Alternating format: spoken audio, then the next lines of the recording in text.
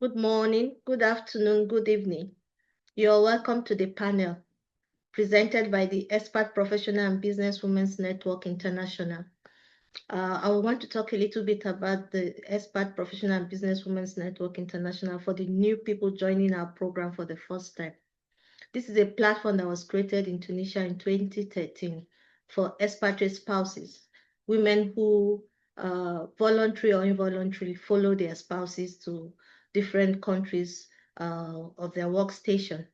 And in the process, they put their careers on hold or close up their businesses, and they choose family over career. So in 2013, when I relocated from the Netherlands to Tunisia, I found out that wives of my husband's colleagues that were well educated and had worked in various international organizations found themselves redundant and financially stranded because then they had to give up their careers, give up their livelihood, and be a wife, a housewife, and, and a mother to their children. So in April 20th of 2013, we had 25 women from 18 different countries in Africa and other continents come together to form what is today known as the Expert Professional and Business Women's Network International. We started very small in Tunisia, and within 4 years, after the bank relocated from Tunisia to Abidjan, the network exploded to over 25 countries because different families were now sent to different countries with their spouses, and the different spouses started opening chapters and forming platforms of their own to impart other expatriate spouses who found themselves in the position we had found ourselves in 2013. And so the Expert Professional and Business Women's Network is a network that enhances professionalism amongst expatriate spouses. And within the few years we started, we opened up to other women who have found interest in our platform, who see the benefit of joining us in retraining themselves and making their CV active. You know, most of us, when we follow our spouses to their workstation, we are redundant in our position when we go back to our home countries. When we go back to our home countries, we find our peers, they've moved on with their careers. They're better positioned in their careers. But this network has given us a fresh start, where through the network, we're able to close the gaps within our peers in our home countries. So, and in this network, we have chapters in South Korea, Kenya, Nigeria, Abidjan, Tunisia, and so many other places. And we have services that provide pro bono psychological services to vulnerable women that suffer abuse, physical and sexual abuse at home, place of work, or in society. We also have the legal hand that provide pro bono lawyers to help with the issue of immigration suffered by vulnerable women who suffer domestic violence, abuse, or displacement. And apart from that, we also have our publishing house where we help women around the world tell their stories and also be able to make passive income as they tell their stories and sell their books on Amazon. So this is a network that helps women to rebrand themselves. This is a network that helps women emotionally, financially, and career-wise. It's a network that crosses barriers like religion and so this is what the network is all about. We are in different countries, we speak in different languages. In South Korea, we have women who speak Korean languages. In Abidjan, they speak French. In Tunisia, they speak Arabic. In all the different countries, we've made it available for them to be able to speak and be comfortable in the home environment. And above all, the success of the network is that I have seen women who I have mentored, women who have come to the network, they have successfully started their own business, rebranded themselves, they are financially competent and financially comfortable to also impact the lives of other women around them. So this is all we do at the Expert Professional and Business Women's Network. This is a network that is not financially binding. It's just your participation when we have programs like this, or when we have opportunities where funding is available for women or sponsorship is available for women. everything done on the platform is sponsored and is free. We do not demand financial assistance from anybody, neither do we create financial assistance for you, but we'll give you the opportunity, we'll give you an international opportunity to network. So networking is to give to gain. When you come on this network, you meet women from different parts of the world, different fields and different professionals. So when you come to our program, you're not just coming as a speaker, you're coming to make friends around the world. And when you keep networking with the people you meet at this program, then your network of wealth increases because your network is your network wealth. So you're all welcome. Today, I would like to say congratulations to all the women here. Happy International Women's Day. This is the month of women. So I wanted to give enough time for all the other organizations to organize their own event, and my speaker will be available. So we want to say Happy International Women's Day. Thank you for all of you that have joined us today. So I would like to introduce my speakers. I have Dr. Nosa Tukura, President, United States Government Exchange Alumni Association of Nigeria, lead consultant, Hapsi Sherman Consult. Thank you. She's a friend, she's a sister, she's a colleague, she's a partner. We've known each other for the past close to 37 years now, if I'm not mistaken. We work in Children Evangelism Ministry. We work as co-educators. We join hands in many projects, and above all, we're both child of God. We work together in God's field. And then our second speaker today is a dear sister. I think I have met her, but I can't place the place, but she looks so familiar to me. I want to say thank you for honoring our invitation. Her name is Professor Benedicta Daudu. Is a professor of law with the Department of Jurisprudence and International Law, Faculty of Law, University of Abuja.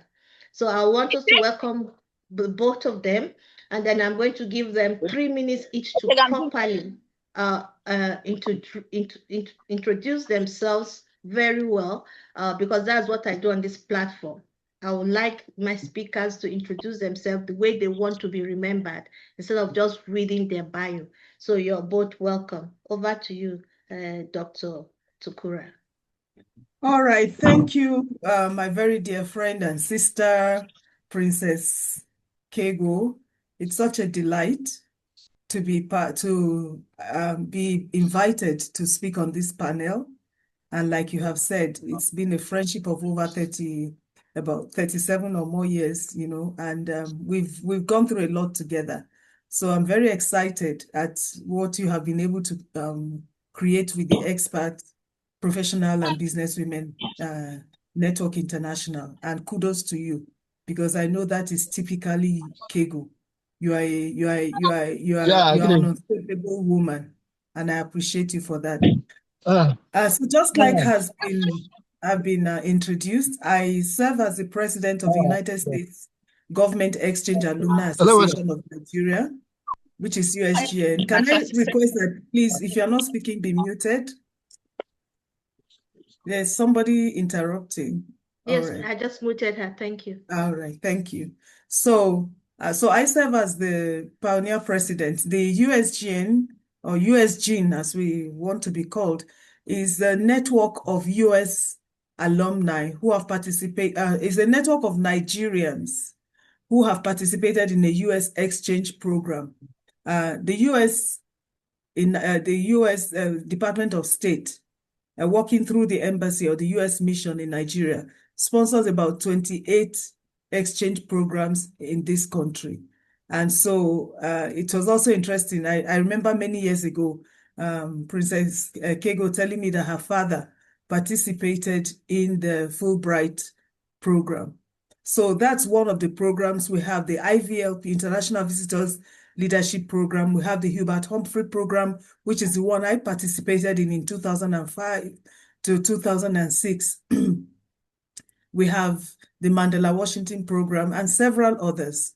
So this association actually spans both public, private, civil society sectors, and we are committed to leadership development, to community service, and the strengthening of the Nigerian-US shared values. So we have more than 14,000 alumni in Nigeria. In Abuja alone, we have close to 300. So we really do bridge international exposure with national development priorities. I also serve as the lead consultant for the Hepsi Sherman Consult, as has been mentioned. This is a development consultancy with deep expertise in gender and development, organizational capacity building, community engagement, policy development. So our work also bridges local African realities with global best practices. So in a nutshell, I'm a mother, I'm a wife, I'm a grandmother, I should add. So thank you again for inviting me to be part of this panel. Thank you. You're welcome. I will now call on Professor Benny Daudu to introduce herself as you want us to remember her.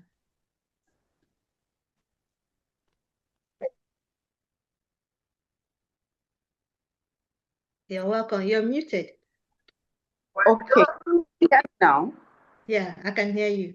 Okay, so good evening, moderator, and thank you for inviting me to this program. Good evening, my president, Dr. Nosa, and fellow participants on this platform. Okay, I am Professor Benedicta Daudu. I'm a professor of law. I am a Fulbright scholar, and Fulbright is one of the programs that is sponsored by the United States government. And I did my Fulbright exchange program at the Washington College of Law, American University, United States of America in the year 2009. And I have been in the teaching profession for over 20 years now. And I was a head of department. I am the immediate past dean of Faculty of Law, Taraba State University.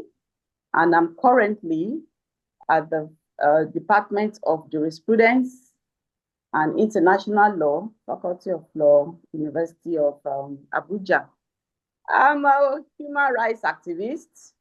I have been into activism since the 80s when I joined Women in Nigeria, WIN, for those who know WIN.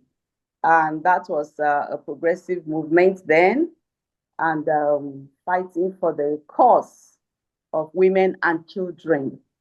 That is basically who I am. All right. Thank you so much. So we're going to have a full screen now with the three of us, and then we'll start.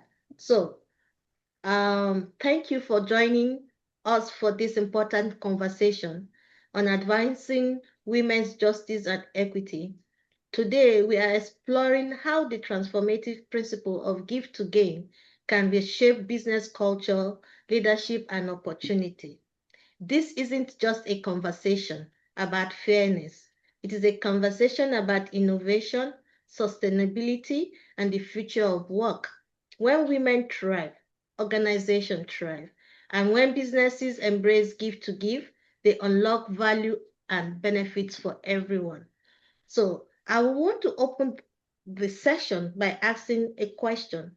I want to hear from each of you, which you have about 3 or 4 minutes to talk about. When you think about women's justice and equity in today's business landscape, what does that mean to you? And how does the principle of give to gain shift the way we approach it? So we can start with Professor Benny. Okay. Firstly, I want to congratulate all of us women. This is our month. Yes, thank you. Yes, of International Women's Month. We're celebrating ourselves. And we know that this month provides opportunity not only for us to celebrate, the remarkable achievements of women all over, but also for us to reflect on the challenges, that many of us as women and girls, challenges that we face and we continue to face, across communities. And because we women, we have consistently, we have demonstrated resilience, and we have contributed significantly to the advancement of our institutions, our families, and indeed Nigeria, our nation. So our role cannot be taken for granted, okay? And we now know that as we look at the theme for the theme for this year, in terms of giving to gain, it emphasizes the importance of collective responsibility for us to achieve gender equity, because when society invests in the empowerment of women and girls, invariably we are impacting and empowering the entire community. So the Give to Gain theme is all about embracing a mindset of generosity and collaboration to advance gender equality. It is built on the idea that when we give our resources, we give opportunities, we mentor women, we mentor girls, and we support each other. It is everybody that benefits collectively in that regard, both individuals or as organizations or as community. Everybody feels the impact of what the woman is giving. So this theme of giving to gain or give to gain encourages us to move beyond symbolic gestures and to take concrete actions, that promote women's empowerment and leadership. So in essence, what I'm saying is that to give to gain is about recognizing that giving and gaining are interconnected, So by investing in women, we are creating a more inclusive, more supportive, and interconnected world where we women can thrive and where everybody can rise. Thank you. Thank you so much. It's so important for us to have a collective way of supporting one another, a collective way of making the ripples reach the vulnerable women, the grassroots women, because that is where the strength of any economy lies, the grassroots. When the grassroots women are thriving and the economy at that level is thriving, then it affects the societal economy of a country. So I would like to contribute that as women, our focus and our desire will be that wherever we find ourselves, that we must have this economic impact. We must have mental, emotional impact on our environment, especially the young girls and young women around us as they grow into women. We need to mentor them and nurture them. So we now go to Dr. Tukura for her to give us what women justice looks. All right. So just to add a bit to what my colleague, Professor Benny, has said, and to expand the discussion a little bit more, when we talk about the give to gain, as the theme for the IWD for 2026, it actually frames generosity as strategy. Many times when we talk about women's issues, we talk from the lens or from the position of, being something to do, is the right thing to do. But this year, what the IWD theme is doing is to give us a framework that moves us from the era where we're trying to convince people that women's empowerment is a national empowerment, but to see it as a strategy, to use generosity as a strategy. Many times when you give, people are thinking of subtraction. For instance, if I have 1 million naira, and I give 10, and I give about 800,000 out of that, everybody, it looks like a loss. But the framework that is being that these positions, the framework that this is suggesting and encouraging every one of us to embrace, male and female, I must say, male and female. So it's not just a framework for women to work alone. And I'll speak a bit more about that. It's to see generosity as a strategy, that when you give, it's not a loss, it's not a subtraction, it's actually intentional multiplication. Because like Professor Benny said, when you give, it comes back. And I've heard Princess Kego talk about that. Whatever we are giving, whether it's opportunity we are giving, we are gaining something. When we give women opportunity, we're gaining innovation. When we give them mentorship, we gain leaders. When we give them voice, that space to where they can speak, and the platforms for which they can speak, like the one that we are speaking on, it helps to build equity. And then when we give justice, we're able to build a resilient society. So what we give is multiplied many, many times over and comes to us. So when we look at that gift to gain as a framework, as a generosity, as a strategy, it gives us a very strong framework, a very strong basis to push this agenda that, look, women have the capacity to lead, women have the capacity, and they need to be given that opportunity to develop their full potentials, because when they do, it's going to make the society be more resilient, is going to impact positively on the society. I'm reminded of a saying in the US that a high tide makes all the boats float. So what we are saying is, as we give, we create that high tide, and all the boats, whether they are male or female boats, the national economy, the global economy, everything will float. Thank you. You're welcome.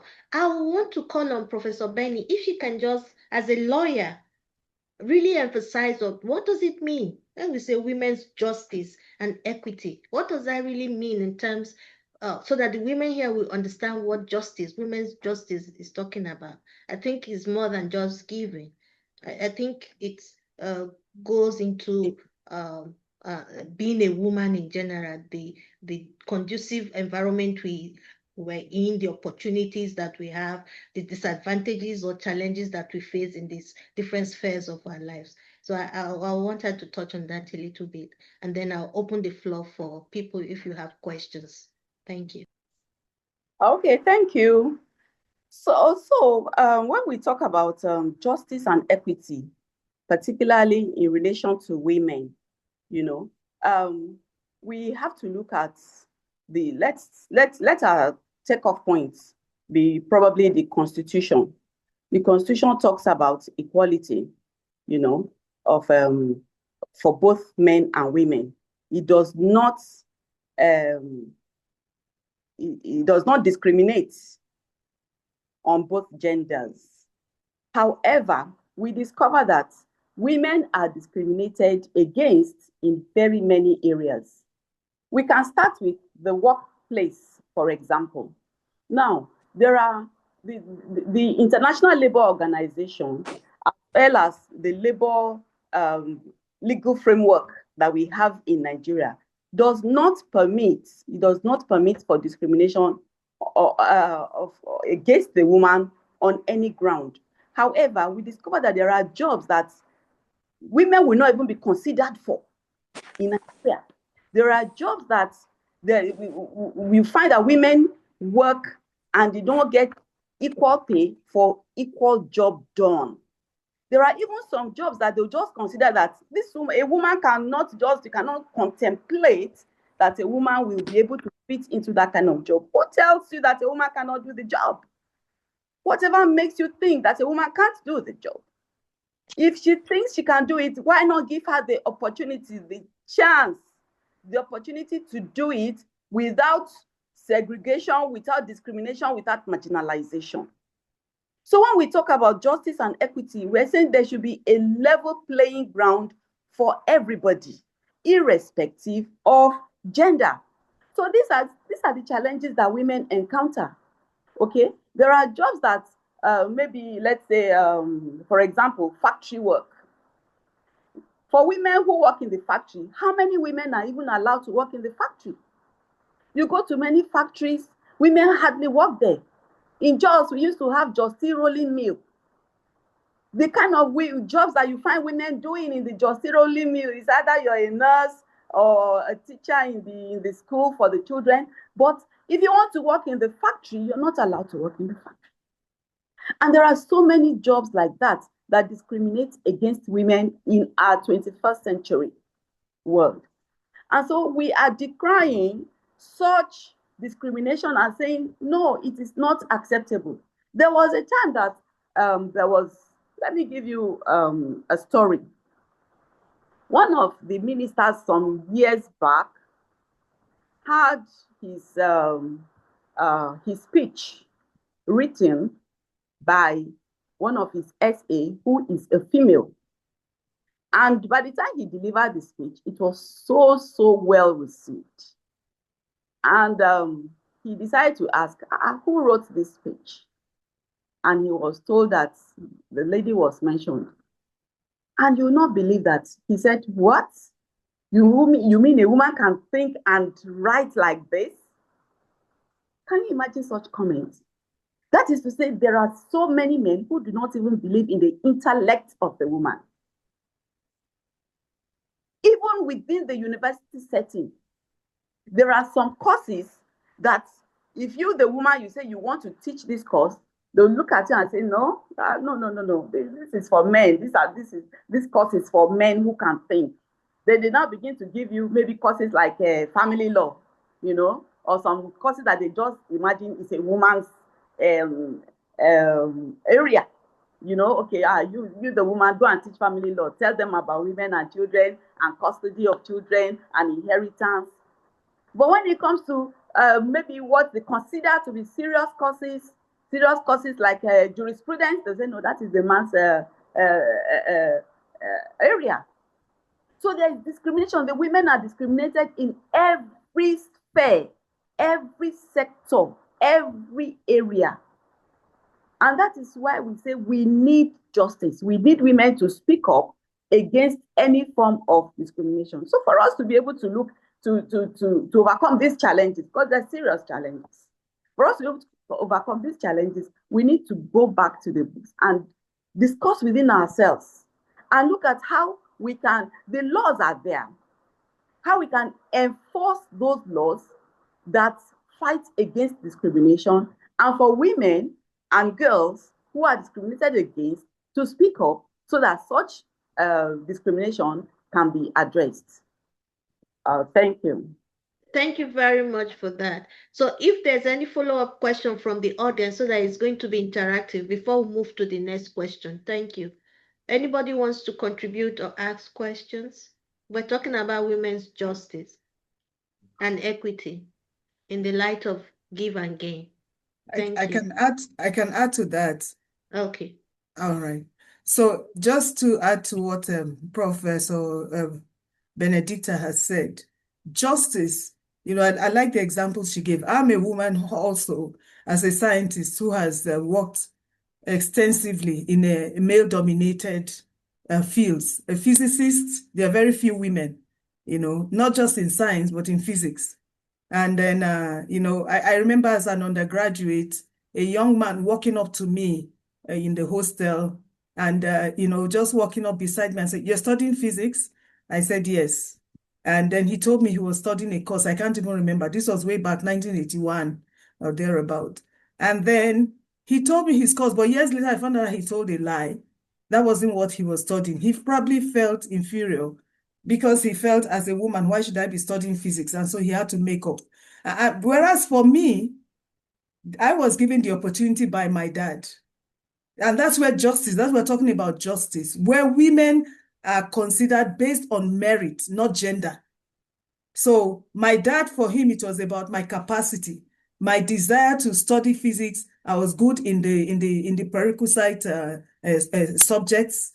And he supported me in all of that. So when we are talking about justice, how do women, even in those spaces where they're allowed to come in, when they bring ideas, are their ideas looked down on because of their gender, or are they given the respect and consideration that they deserve?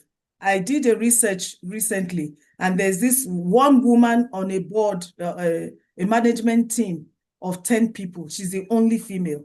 When she brings up ideas, they say, "Oh, that's a woman's idea. You know, yeah, you're just being a mother. That's a woman's idea." Then they go and do their boys' thing at the side.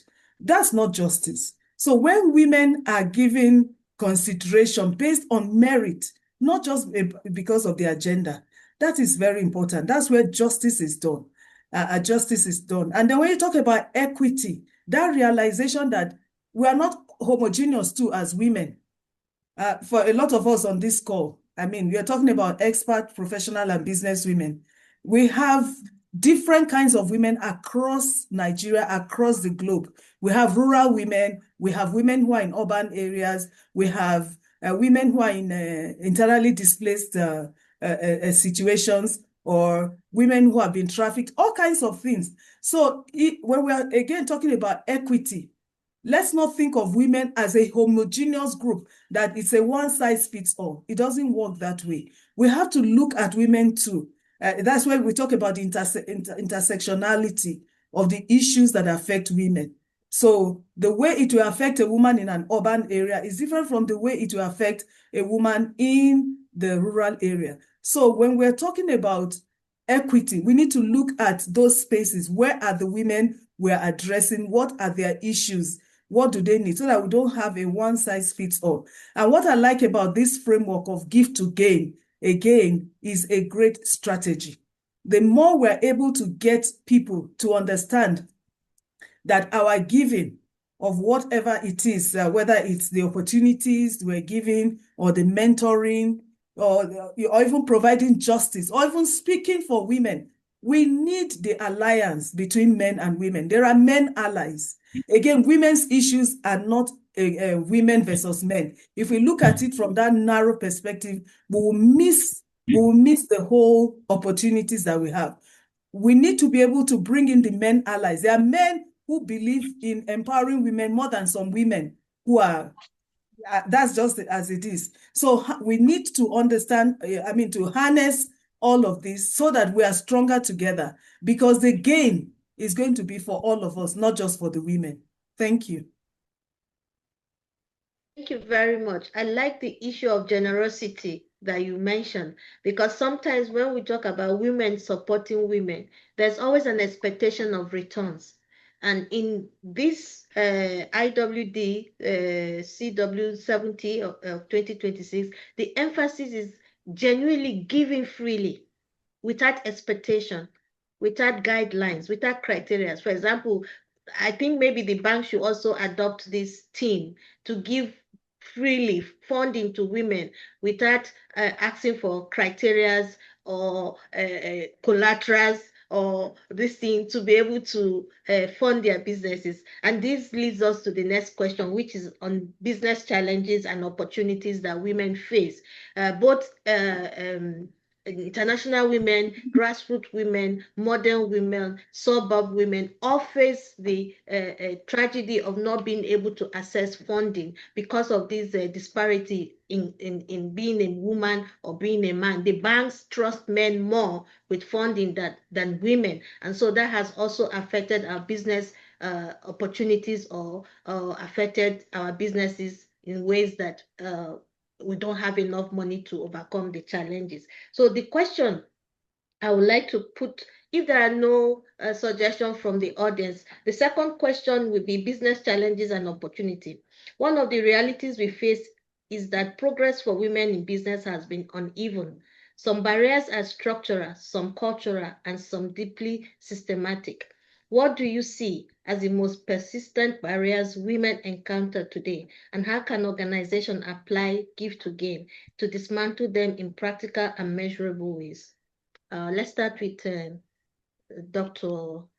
Nosa, and then we hand over to professor who is in the class, who can also use her platform to really advocate for those policy changes and ingrain such into the young women and men in her classes. Thank you. All right, thank you. Just like Prof alluded, Professor Benny, sometimes the issue is not the policy, it's the practice. Nigeria, we have excellent laws. You know, she referred to our constitution, you know, the International Labour Organization and all of those. We have excellent laws. A lot of time is the issues we are dealing with are more of perceptions and practice. And so one of the greatest, one of the things that women entrepreneurs or female entrepreneurs cite as their topmost barrier is access to capital. And you've mentioned some of those things. When they talk about collateral, used land, how many women have land? Our inheritance laws don't even, in many places, don't allow women inherit land and some of those things. So access to capital is one. Then we have a leadership pipeline gap. You know, at the entry level, it's like a pyramid. Let me use the banking sector, for instance.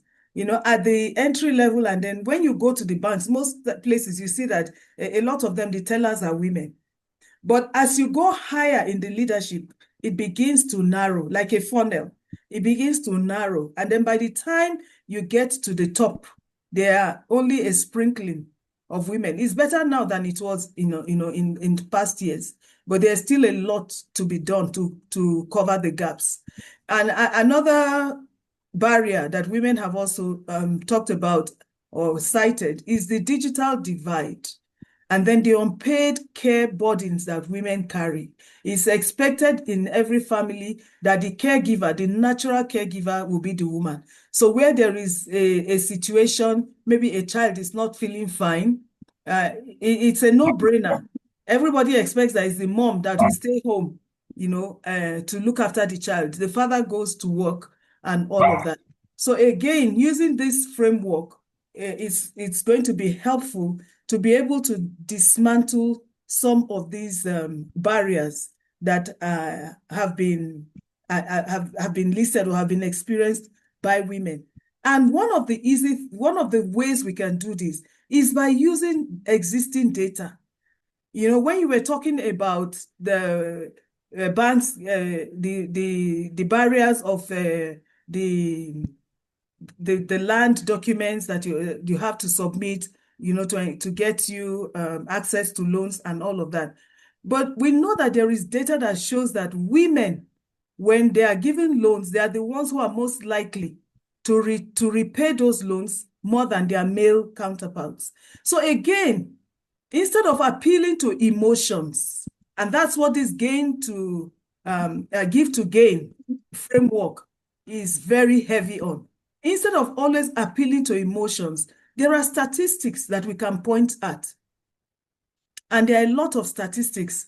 In the last 2 years, between 2024 and 2025, there have been reports that, number one, 69.2% of female-led firms in Nigeria reported growth in 2025, as against 65.8% of male-led firms.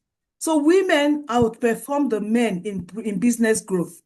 So if we will do due diligence and get some of these statistics, they can form the basis of the issues that we can bring forward to make a case, a valid case, a strong case for women, so that it's not just emotional. We're not just making assumptions, but these are real issues. We know how 2025, the economy has been in Nigeria, and yet more of the women-led firms reported growth in 2025 than the male-led firms. So we have statistics. Again, there's also what is called the Reykjavik Index for Leadership for 2025, which shows that actually that index measures the perception or how people generally look at equality in leadership, or the ability of male and female to lead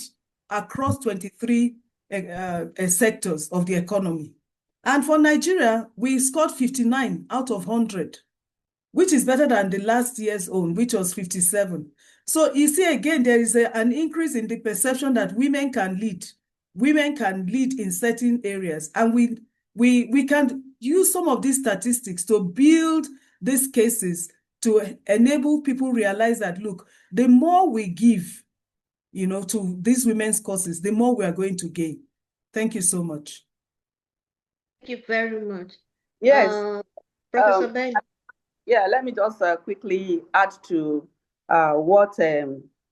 Nosa has said, in terms of barriers, challenges. So we discovered that another barrier is the traditional gender roles and the stereotypes, that limit women's participation, not only in business, but particularly in politics. Women are not given the opportunity to participate in politics as they should. Politics in Nigeria is different from the way politics is played abroad. Now, for politicians in Nigeria, you discover that their meetings are always at night. 11, 12, 1 a.m., 2 a.m. My sister, how many women can convincingly tell their husbands they are going for such late night meetings? You leave your children, your husband. Very few. Very, very few. Yeah. So that is quite a limiting factor that does not allow for women to participate effectively in politics, and so our voices are hardly heard. In the current assembly, National Assembly, we have only 4 women representing the entire women in Nigeria. Only 4. If you have to have a voice vote, nothing about it will be heard. So that is a big barrier, okay? Then women often lack access to influential networks, mentors that can help them grow, and this hinders career advancement. Even in within the work circle, you discover that it is not easy for you to be able to grow, for you to be able to develop yourself. Most times you want to even apply for training courses, if they have to draw up a list. I have to use the university because that is my territory, that's my jurisdiction. If the VC says draw up a list of people who will go on certain training, if you take a critical look at a list of 20, 18 will be men. They'll just include only 2 women. They hardly give women opportunity to be able to thrive and improve themselves, And so we face other biases and preconceived notions, that does not just help us. If anything, it even intimidates women, and it cows us. It's only very few women who will be bold enough and courageous enough to be able to say, okay, I'm still going to go head on, to be able to achieve. So in order for us to be able to dismantle these barriers, there's need for us to provide access for governments, for the system to provide access to capital and financial services. If we're going to go for bank loans, let the collateral, not be something that it will be too heavy for the woman to be able to meet. Let there be opportunity for women to be able to also, go for such things that will develop them. Okay. And then there's also need for us to create opportunities for women, to be able to connect with mentors, with women who will build us up, and that is where we women will also need to help each other. Let's hold our hands to help each other grow, because it is often said that women are their own worst enemies. If you have to say vote for a woman now, it is the women themselves that work against that woman, which is a huge problem, okay? And there's also need for government and organizations for us to insist on the implementation of workable policies, workable policies that will support women entrepreneurship, and leadership aspirations. Thank you. Thank you so much. I'm so happy that you brought in the issue of women No, because when you gave the example from your university, I assume that the vice chancellor is a man. Yes, our vice If chancellor is a man. Yeah. Yes, so I just want to clear that even in cases where the vice chancellor is a woman, it's quite difficult for you to even see the number of women going for that training to be increased. So the Absolutely. issue is, You're right. yes, yeah. So I think for the basis of justice and equity for women, women themselves must recognize that we are in the same situation where men are in to improve ourselves so that we can get better jobs and get the promotion that the men get when they go for these courses.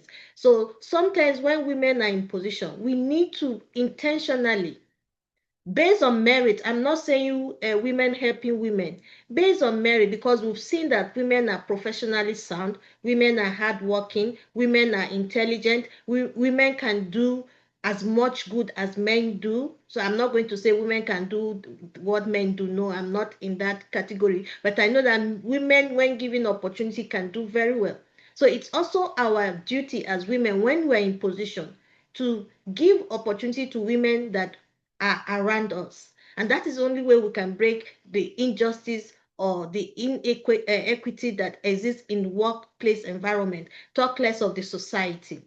So I really thank you for bringing that up. And I hope that all the women here that are managers, that are directors, that are, I see a son, that when you have a chance of imparting people, that women, based on merit, please, not based on because she's a woman.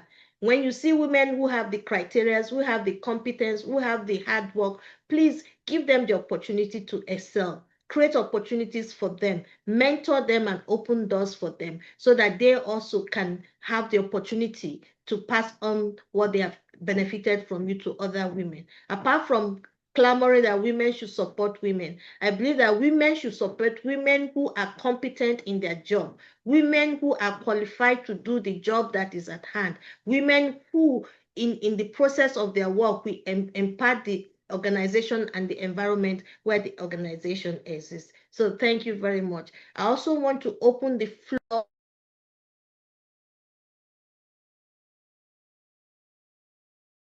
Sorry, I muted myself. I want to open the floor to the participants if you have questions or if you have contribution before we move on to leadership, culture, and allyship for equity and justice for women. Anybody? Is there anybody that want to share? Okay, so the next question will be on leadership. Let's talk about leadership and culture shifts when leaders model the behaviors that they want to see. How can leaders embody, give to gain in ways that create a culture of shared success rather than competition for limited opportunities?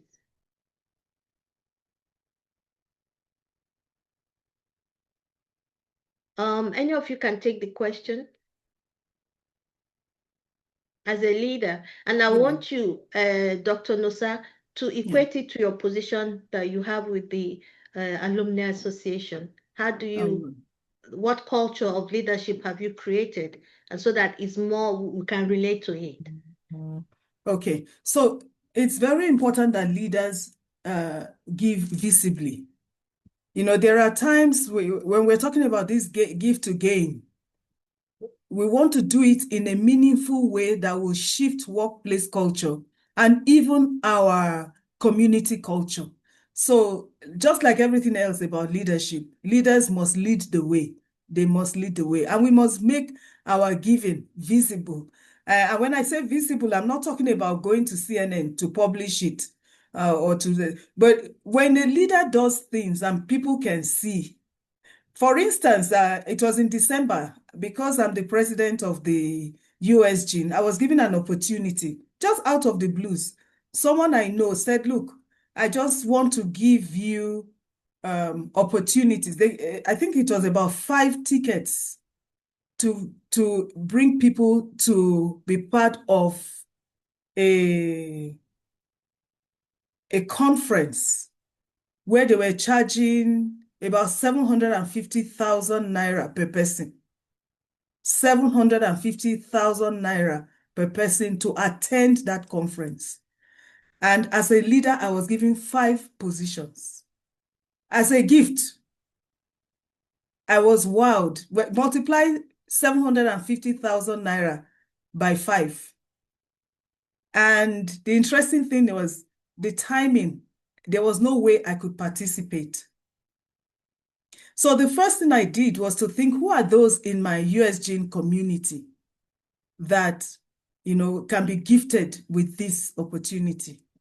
I was able to select 5 people, 4 from our community, 1 from another community that I belong to. The person gave it to me, said it's free. I can send whoever I want, whether from USGN, family, wherever. I said, wow, okay. So the interesting thing is that at least 4 people from our USGN community and another one from my old secondary school community were beneficiaries of that. And each one of them came back and said they don't even know how they were selected. A lot of them, I don't know them, apart from the person who was in secondary school with me. The others, I barely know them. But that's what leadership is, giving opportunity.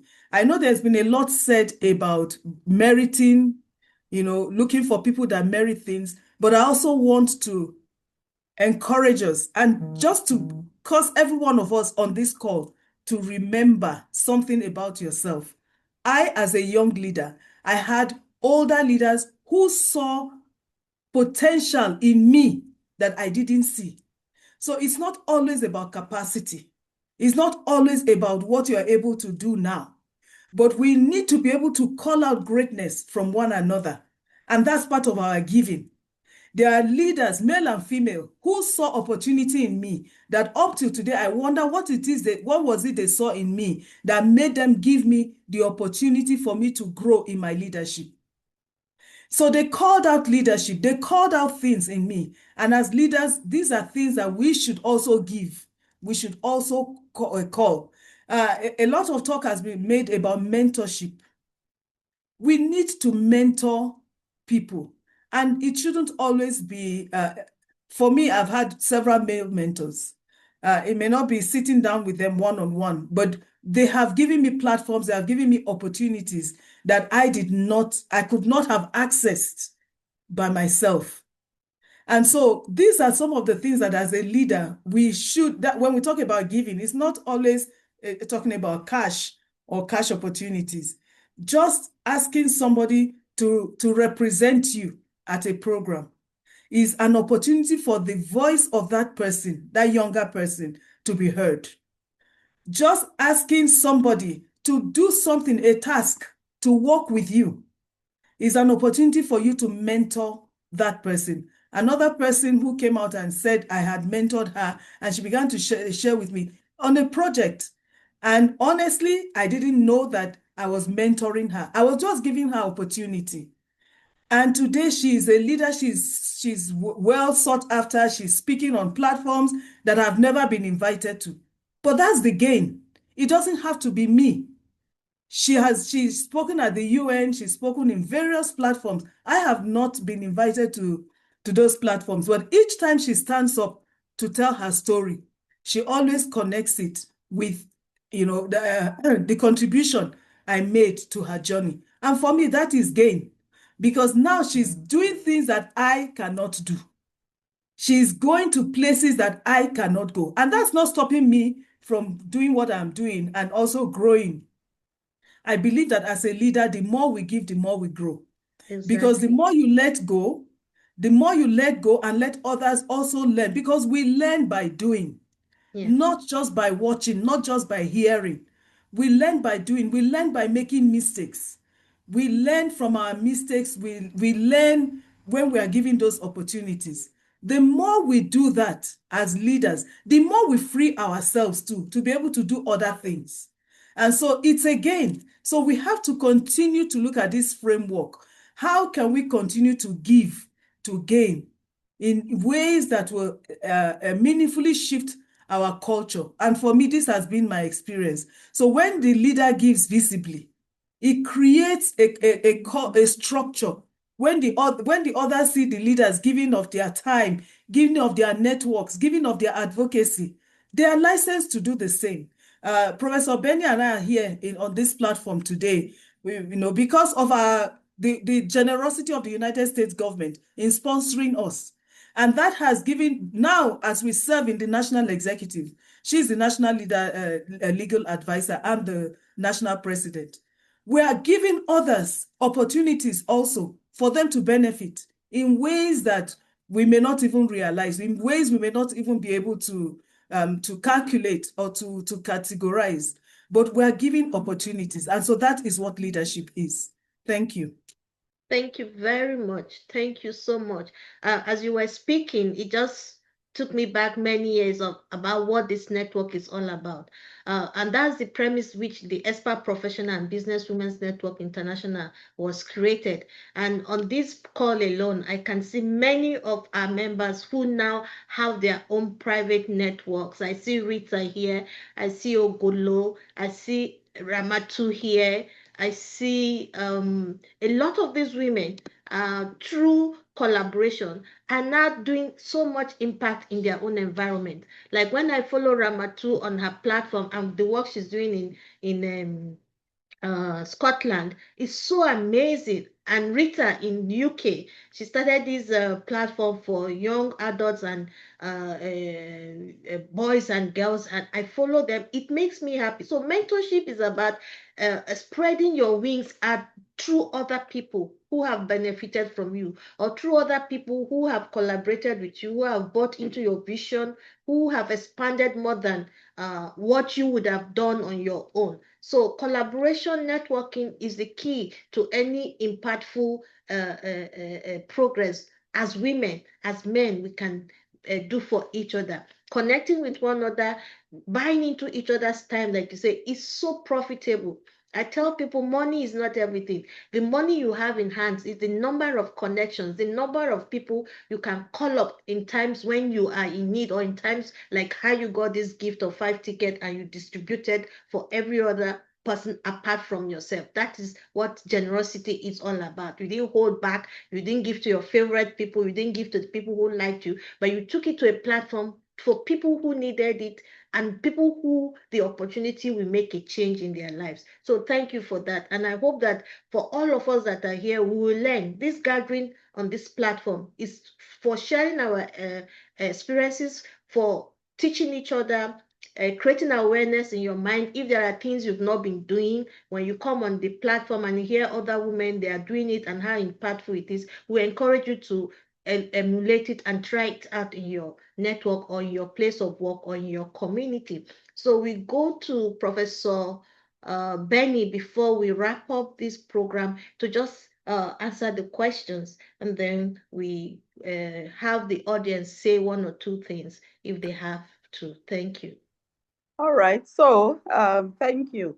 I really don't have, Dr. Nosa has said virtually everything, so I'm just going to chip in just very few while aligning myself with her position, in terms of what leaders can do, to redefine justice and equity, and to give back to the society. So in addition, we need to recognize and address, the multiple dimensions of identity, of women, and impacts on women. Leaders, there are different categories of leadership. When we talk about leadership, it's not until you're in the high rise or you're the DG or the what before you can consider yourself a leader.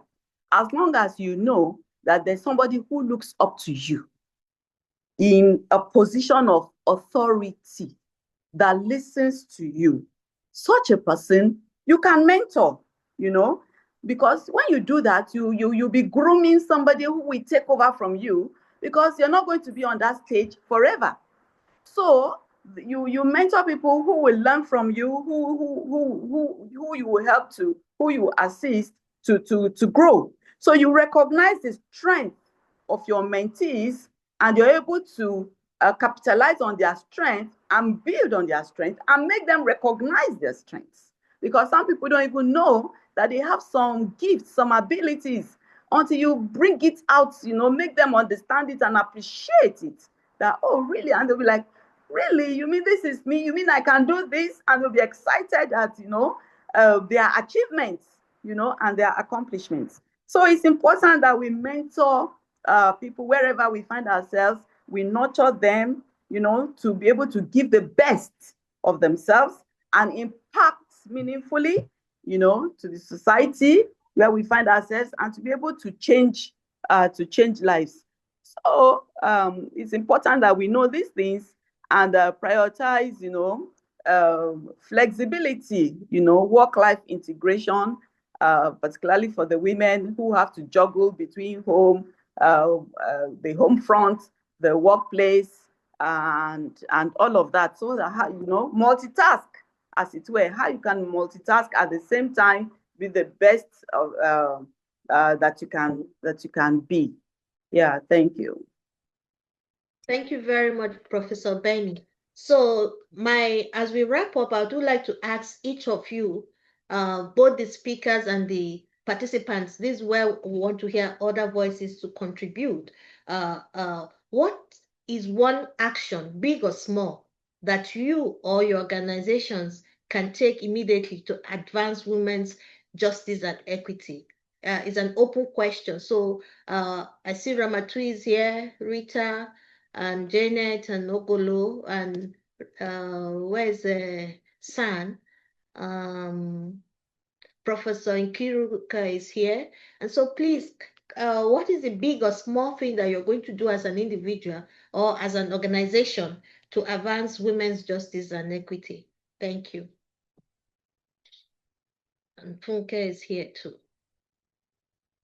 Yeah, who is starting? Hello, everyone. Good Hello. evening.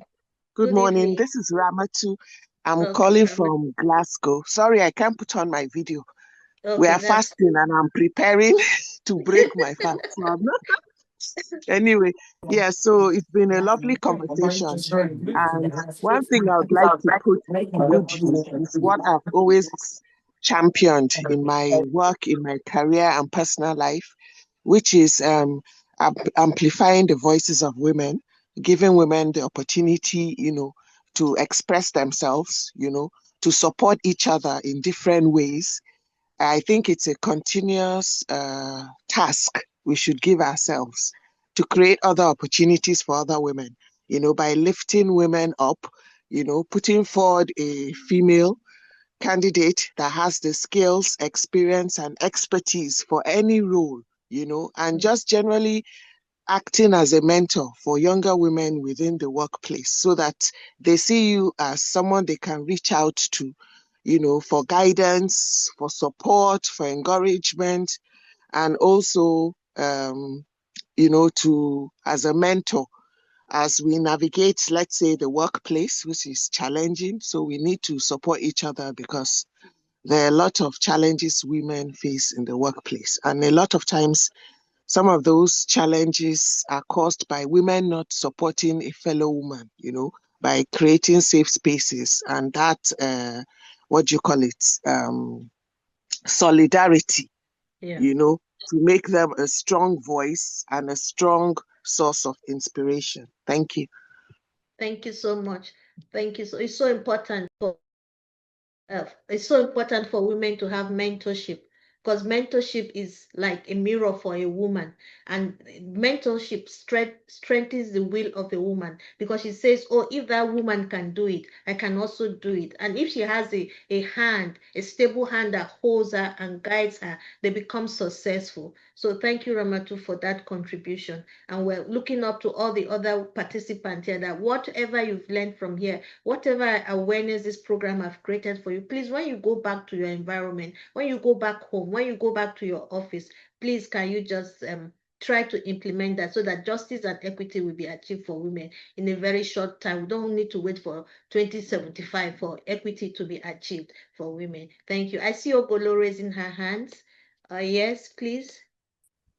Yes, thank you very much. And Congratulations to women again, celebrating International Women's Day this month. And of course, Mother's Day was on Sunday. With the Yes. theme of the gift gain, it was a pleasure giving away free slots to mentor some girls and women for free.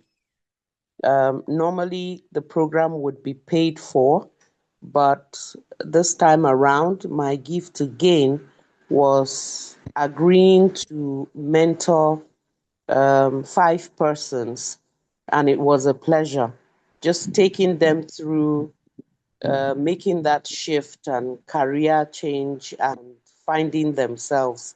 It was a great pleasure having to give and gain this year. So that's my contribution, and I think we could do quite a lot in our various fields as well. Thank you. Thank you so much, Ogola. I'm used to calling you OG. So I want to say thank you for all the work you do, all your energy, especially being in communication media, how you project the needs and knowledge for younger women and people in general. I just want to say thank you for that. And I want to encourage you that the network, the Expert Professional and Business Women's Network, is here at your disposal. Any one of you that is on this program that want to come and talk about your businesses, that want to be part of the panel, this is a new program that last year we had the one-on-one interviews where individual women in leadership position in different fields around the world came on this platform to talk about their story, their work, and their aspiration and expectation. So this time around, we're inviting institutions like Dr. Nosa and Professor Benny. They're part of the Alumni Association, and they're here to tell us what the association in relationship to give and gain and what they're doing. And we see that they're doing great jobs in that place. And with meeting you guys, I think they will reach out. Next time, Nosa, you have a free ticket. Please remember us on this network. That will be part of also empowering the women of the network, because that's what networking is all about. Opportunity comes in different ways. And please remember us, just one ticket for one of the women in this network will go a long way to meet one of our objectives and mission and vision for the platform. So I just want to say thank you to everybody. Is there anybody that wants to say anything before I do my final thank you? Any hands raised? Can I just quickly say something? And there is a message on the platform, on the chat Yes. box, from Professor Nkiruka, Yes. who is talking that sensitization is the key. That many times most women don't even know their rights are being trampled upon. They just see it as their fate. And Yes. that really ties into the point I wanted to make. A lot Yes. of times when we're talking about women multitasking, we encourage women, to stay in their roles, to develop capacity, just coping mechanisms. I think part of what this framework, one of the ways we can also make this framework work is for us to help men see that when they carry their share of the equity load is part of their giving. And there is a gain that comes, not just to the family, but to the workplace and to the community at large. Anytime a man shares the domestic responsibility with the wife, he frees her to be able to use her, to increase her potential, to use her skills in other ways. And so the more we keep helping them see that when they take their share of the equity load, instead of just encouraging women, I saw I think it was a picture, a picture of a woman. She had a baby on her back. I think she was pregnant. She had wears on her head. She was holding some toddlers and carrying some wears on her hand. That's when I saw it, people were praising that but I felt like crying because that woman is slowly dying. One day she will drop dead because of the overwork. So when we help men, and men understand that we're not just telling you because of we have imbibed Western culture or we are trying to impose Western culture. That's the way some of them see it. And that you have studied, the book is entering your head. You now feel that your husband should come and join you in washing plates. Let's use this framework of give and gain. That when they see that when we share the workload, when we share this equity load, when we share this caregiving load, the whole family benefits. Yeah. Once we're able to use that framework, I think it will go a long way in ameliorating some of the challenges that women are facing. Thank you for raising that issue, which is also a sensitive issue, because this is tied into culture and tradition, where there is a traditional role for a woman and a traditional role for men. And a lot of the women who have tried to crisscross roles have found it very difficult. They've been named to be feminists, they've been named to be disrespectful, they've been labeled in ways that are not favorable, but that's not the aim of their intention. And it's also for us mothers. It always comes back to us mothers. We train and prepare our girls so properly for everything in life, but then there's a lapse in the perception in which we create in our sons. These sons later in life they will become husbands, and they will become brothers, they will become president, they will become head of institutions, international or private institution, and they have these biases already in them that have been sanitized by the appearance of their mother's agreement that this is how men is supposed to behave, and is very unadaptable for them for the new trend that is happening. So it also falls back to us parents, for us younger parents, because for our own generation is a lost cause. We just have to bear with all their excesses and how they look at women from the point of view and role they look at women. But for our younger men, I think it's a duty, it's a call. Just as we take care of and prepare the girls, we also should prepare and take care of the boys, so that this issue of equity and justice will be a second nature to them. It will not even be an issue that will be discussed in the next 20 years to come, because they know, and they know the benefits of it, and they understand the principle of it, and that can change. That will be the shift in mentality we'll be looking at, or the shift in culture that we'll be looking at, integrating the justice for women and equity for women in our society. Thank you so much, Professor Nkiruka, and I wish I was with you in New York, but this year I declined, and I'm here in DC.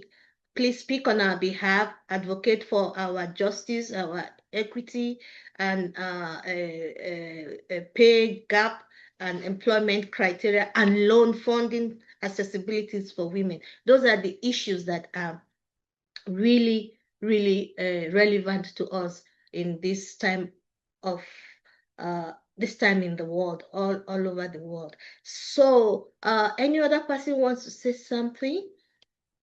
Is there any other hand raised? OG, your hand is still raised. Is it that you still want to say something? No, sorry, I forgot to bring it down. Okay.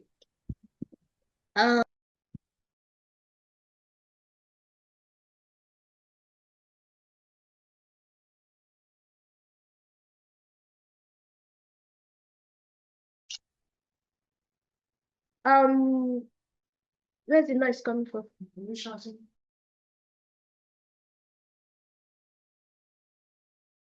Sorry, I just wanted to mute for the noise. There's vacuum outside the house. Anyway, so I want to say thank you to everyone that has. Okay, Kataru Sharma was raised the hand. Yes, you can speak. Okay, good evening.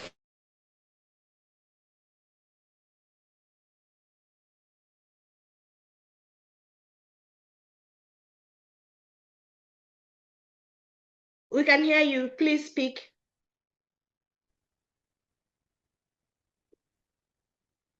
Keturah, you can speak. Okay, so I actually appreciate this opportunity to be part of this session and hearing about Give to Gain and the topic all around International Women's Day. Why I actually raised my hand, because I already dropped a message on the chat. It's just to say I am actually a definition of give to gain. And I had Dr. Nosa Tukura have spoken, and I think I'm on this platform because of her. It's one of the giving. She has gave me this platform to join you. If you look at, I think I should be the youngest. So for me, being part of this platform of professional women like this is another opportunity that she has actually given me to be part of it. So just as I've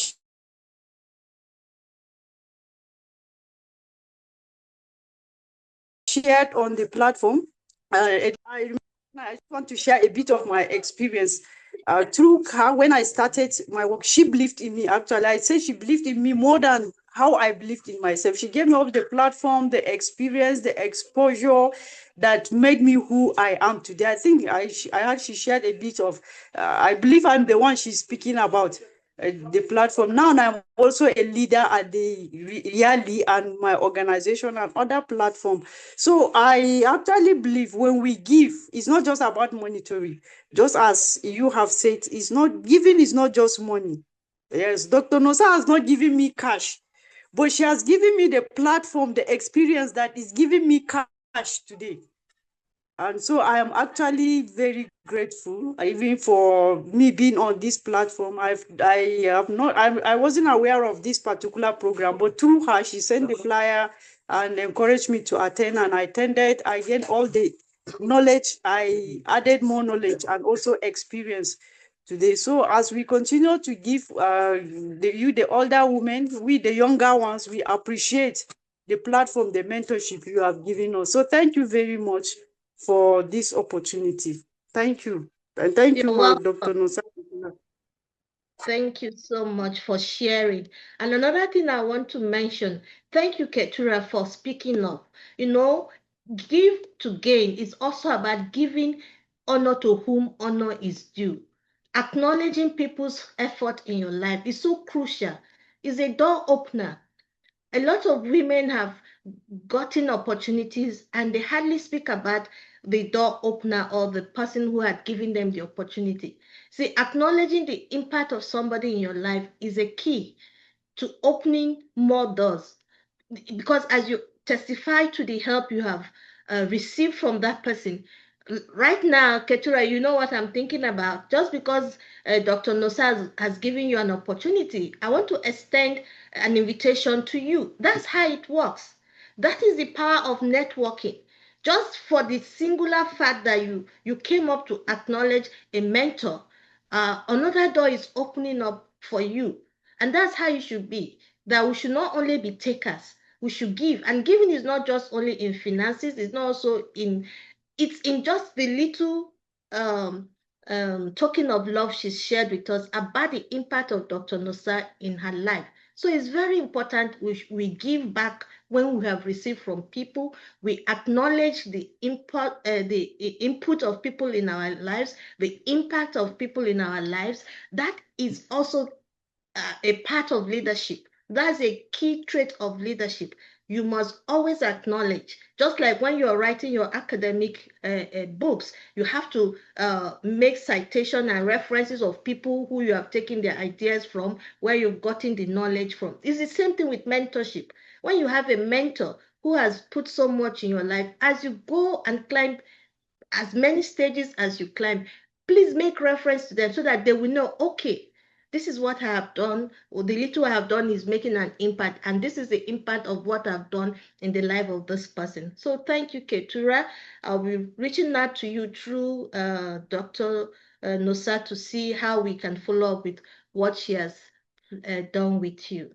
So any other person who want to share their experiences, contribution to this International Women's Day celebration. So I would like to continue. Thank you to the panelists for your insight, your honesty, and your leadership. And thank you to our audience for being part of this conversation. Advancing women's justice and equity isn't a one-time initiative. It is a sustained commitment. And when we embrace give to give, we create workplaces where everyone has the opportunity to rise. Let's keep the momentum going. And concerning the momentum, I will invite each and every one of you, when you get flyers for the Expert Professional and Business Women's Network International Program, is a capacity building program. It's a platform where you are connected with women across culture, religious background, academic background, economic background, from different countries and different continents. It's a place where you can connect for your businesses. It's a place where you can have opportunities to further your career or your personal relationship. The network has afforded me friends all over the world that is in very few countries that I don't have one or two friends that when I go to a country that I don't have somewhere to stay or someone to pick me up from the airport or someone just to visit me in that country. So networking is a powerful tool to have. It contributes to your wealth. It contributes to your well-being, because networking is also a social tool that helps you to establish your emotional stability and your psychological well-being. So as we take care of our businesses, our career, it's also as so much important that we also take care of our social interaction, which also contributes to our social well-being. So I want to say thank you. You will find us on Facebook, you find us on LinkedIn, you find us on Instagram. If you can't find the Expert Professional and Business Women's Network, you can find me on all my social media handles by Princess Nwakego Ibrahim-Pam, and on Instagram, Iyawo Gambo, and the Expert Professional and Business Women's Network International also have their social handle.